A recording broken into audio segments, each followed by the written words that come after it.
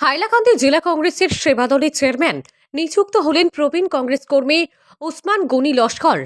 আসাম প্রদেশ কংগ্রেসের সেবা দলের চেয়ারম্যান শ্রীযুক্ত দীপ বায়ান গতকাল ওসমান গনি লস্করের হাতে নিযুক্তিপত্র তুলে দেন। এ নিয়ে হাইলাকান্দিতে কংগ্রেস সমর্থকদের মধ্যে ব্যাপক উদ্দীপনা পরিলক্ষিত হয়েছে।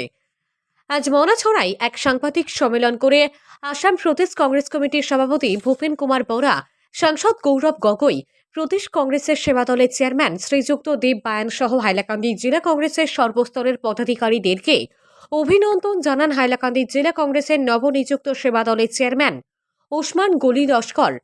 আগামী দিনে জেলার সর্বস্তরের কংগ্রেস কর্মকর্তাদেরকে নিয়ে তৃণমূল পর্যায়ে দলের শক্তি বৃদ্ধি করার লক্ষ্যে সকলের সহযোগিতা কামনা করেন তিনি।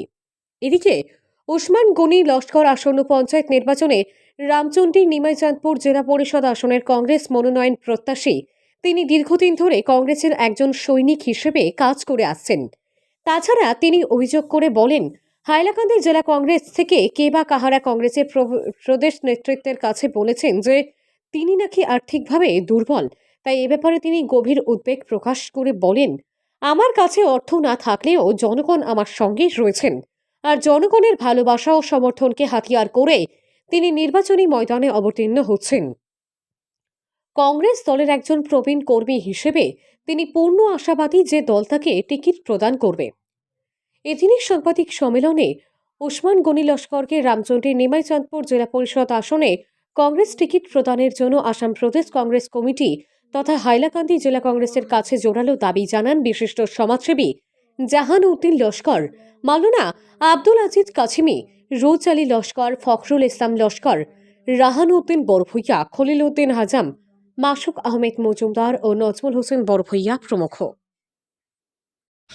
আজকে এই প্রোগ্রামে আসার জন্য আপনাদের সবাইকে ধন্যবাদ।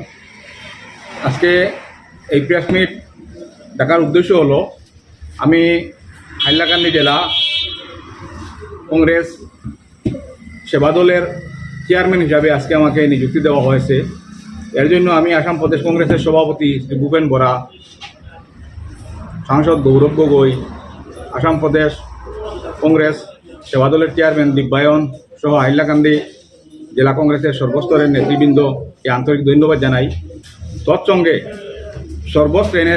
শ্রেণীর জনসাধারণ এবং কংগ্রেস কর্মীদেরকে আহ্বান জানাচ্ছি যে আমাকে সাহায্য সহযোগিতা করে দলকে কিভাবে মজবুত করা যায়, তৃণমূল স্তরে মানুষের কাছে দলকে কিভাবে নিয়ে পৌঁছানো যায়, তার জন্য আমি সর্বস্তরের জনগণ এবং কংগ্রেস কর্মীদেরকে আমি আহ্বান জানাচ্ছি। আপনারা নিশ্চয় জানেন, আমি রামচন্ডী নিমাইচাঁদপুর জেলা পরিষদ আসনের কংগ্রেসের সম্ভাব্য প্রার্থী। তার জন্য আমি গ্রামে গঞ্জে টসে বেড়াচ্ছি তৃণমূল স্তরের মানুষের এবং তৃণমূল স্তরের কর্মীদের সমর্থন আদায় করার জন্য। এই জন্য যে পঞ্চায়েত ইলেকশন, এটা সাধারণত রাজীব গান্ধী স্বপ্ন দেখেছিলেন যে গ্রামের মানুষ ইলেকশনে দাঁড়াবে এবং গ্রামের মানুষের ক্ষমতা গ্রামের মানুষের হাতে দেওয়া হবে। এর জন্য আমি গ্রামের সাধারণ পরিবারের মানুষ, খেতে খাওয়া পরিবারের মানুষ এবং কৃষক পরিবার থেকে জন্মগ্রহণ করে আজকে হাইলাকান্দি জেলার রাজনীতিতে আমি আছি। আমি সাধারণ পরিবারের জন্মগ্রহণ করা সত্ত্বে, কৃষক পরিবারের সত্ত্বেও গ্রামের মানুষের সুযোগ সুবিধা, গ্রামের মানুষের অভাব অভিযোগ, গ্রামের মানুষের যে কোনো সমস্যা আছে, বিভিন্ন সমস্যা সম্বন্ধে আমি ওয়াকিবহাল। তাই আমি আপনাদের মাধ্যমে, এই কারণে আজকের এই সভা, যে আপনার মাধ্যমে আসাম প্রদেশ কংগ্রেসের নেতৃবৃন্দের কাছে একটা অনুরোধ করব, যেহেতু গ্রামের ভোট, রাজীব গান্ধীর স্বপ্ন রাজীব গান্ধী দেখেছিলেন যে গ্রামের মানুষের হাতে গ্রামের মানুষের ক্ষমতা তুলে দেওয়া, সেটার জন্য আমি এই প্রদেশ নেতৃত্বের কাছে দাবি জানাচ্ছি যে গ্রাম থেকে একজন প্রার্থিত্ব করার জন্য। এখানে টাউন থেকে যদি কারোর প্রার্থিত্ব করা হয় তাহলে তিনি হয়তো আমাদের সমস্যা সম্বন্ধে ওয়াকিবহাল থাকবেন না। তাই আমি প্রদেশ কংগ্রেসের নেতৃত্বের কাছে আপনাদের মাধ্যমে দাবি জানাচ্ছি, গ্রামের যারা ফিল্ডে আমরা আছি, কংগ্রেসের যারা ক্যান্ডিডেট, আপনাদের মাধ্যমে ফিল্ড অবজার্ভ করে গ্রামের মানুষে যাদের যে ক্যান্ডিডেটের চাহিদা আছে, যে ক্যান্ডিডেট দিয়ে সাধারণ ভোটারের মতামত থাকবে যে ক্যান্ডিডেটের উপর, সেই ক্যান্ডিডেটকে ফিল্ড অবজার্ভ করে যাতে টিকিট দেওয়া হয়, এই দাবিটি জানাচ্ছি। আর আমি বিশেষ করে এই অঞ্চলে আমি গত ইলেকশনের নির্বাচনে একবার প্রতিদ্বন্দ্বিতা করেছিলাম, অল্প ভোটের জন্য আমি হেরেছি। আমি এবার আমি জোড়হাতে আমার এই এলাকার সর্বশ্রেণীর জনগণের কাছে আমি আহ্বান জানাচ্ছি, একবার আপনারা আমাকে সাহায্য করুন। এবং আমি বিশেষ করে এই অঞ্চলের মানুষের কাছে বিশেষ কৃতজ্ঞ।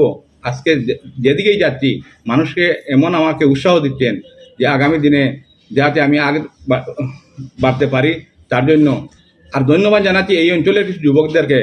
আজকে আমি সাধারণ পরিবারের মানুষ বা সাধারণ পরিবারকে থেকে আসার জন্য আজকে আসাম প্রদেশ কংগ্রেস কমিটিতে একটা মানে আমার বিরুদ্ধে একটা কমপ্লেন গিয়েছে যে আমার হাতে পয়সা নেই, আমি ইলেকশন কন্ট্যাক্ট করতে পারবো না।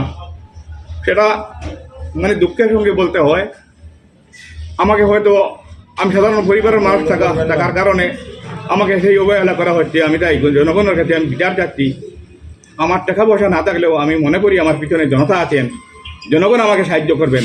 তাই বলে আমি বিশেষ কিছু বলছি না, আমি আবেগী হয়ে পড়েছি।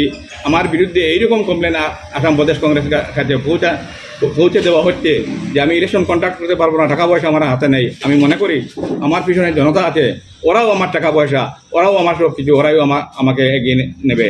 তাই আমি আপনাদের মাধ্যমে আমি সবার জোড়হাতে আমি অনুরোধ করছি সর্বস্তরের জনগণকে যাতে আমার পাশে থেকে আমার পক্ষে যদি আওয়াজ উঠে তাহলে কংগ্রেস নেতৃত্ব আমাকে টিকিট দেবে এবং আগামী দিনে আমি সবাইকে নিয়ে কাজ করব এবং এলাকার উন্নয়নে সচেষ্ট থাকবো। আর বিশেষ কিছু না বলে আমার বক্তব্য এখানে শেষ করলাম।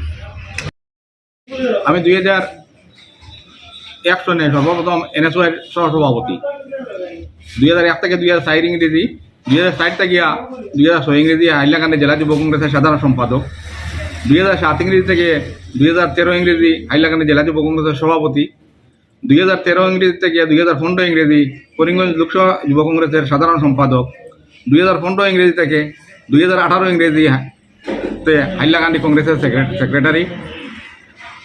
এরপর আমি 1-2 বছর কংগ্রেসের কোনো এক কারণে আমি কংগ্রেসের বাইরে ছিলাম। এরপরে আমি কংগ্রেসে আবার জয়েন করেছি। জয়েন করার পরে আমি কংগ্রেসের কাজ করে যাচ্ছি। এখন আমার কাজ দেখে আসাম প্রদেশ কংগ্রেস কমিটি সহ যারা নেতৃত্ব ছিলেন তারা আমাকে হাইলাকান্দি জেলা কংগ্রেসের এই সেবা দলের চেয়ারম্যান পদে আমাকে নিযুক্তি করে। আমি 2018 ইংরেজি সর্বপ্রথম 2013 ইংরেজিতে কংগ্রেসের টিকিট চাই, তখন সিট আসলো লেডিস। তখন আমার মায়ের নাম দিয়েছিলাম, তিনি অশিক্ষিত মানুষ বলে আমাকে টিকিট দেওয়া হয়নি। তখন আমার কোনো দুঃখ নেই। গানেশ্বরের মেয়ে নাজ পারভিনকে টিকিট ইংরেজিতে আমি কংগ্রেসের টিকিট চাই, কিন্তু পয়সার বিনিময়ে আমার জুনিয়র একজন মানুষকে টিকিট দেওয়া হয়েছিল। এরপরে আমি অন্য দলে আমি ভোটে অবতীর্ণ হই। 1 বছর পরে আবার আমি কংগ্রেসে জয়েন করি।